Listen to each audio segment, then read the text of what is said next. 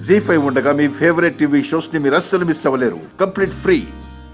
సురమ్మా, ఏమైంది ఇలా వచ్చారు? అమ్మా కలెక్టర్ అమ్మా, కాపాడమ్మా, మాకింకెవరూ లేరమ్మా, నువ్వే ఆదుకోవాలమ్మా. నువ్వేడవకు. మన కాలనీకి ఎవరైనా వచ్చారా? గొడవ చేశారా? ఏమైంది? ఈడ కాదమ్మా, నా బిడ్డ లక్ష్మి శ్రావణి అమ్మ ఇంట్లో పని చేస్తుందమ్మా. నమస్తే మేడం, మంచినీళ్ళు కాఫీలు తెస్తాను మేడం. ఇయాలాడా శ్రావణి వాళ్ళ నాన్న లక్ష్మితో అసభ్యంగా ప్రవర్తించాడమ్మా. ఇది అతని మీద కేసు పెడదామని చూస్తే వాళ్ళు మా అమ్మాయి నగలు దొంగతనం చేసిందని అబాండం వేసి పోలీసులతో అరెస్ట్ చేయించినారమ్మా.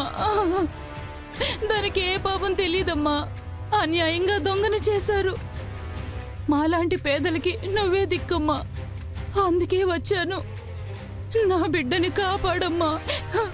నువ్వేడవకు సూరమ్మా, నువ్వేం బాధపడకు. నేనిప్పుడు స్టేషన్కే వెళ్తున్నాను. లాయర్ గారిని కూడా అక్కడికే పిలిపిస్తాను. మీ అమ్మాయిని విడిపించే బాధ్యత నాది. దుర్మార్గుల బారి నుండి ధర్మాన్ని రక్షించడమే నా పని. నువ్వు ధైర్యంగా ఉండు, సరేనా? పద.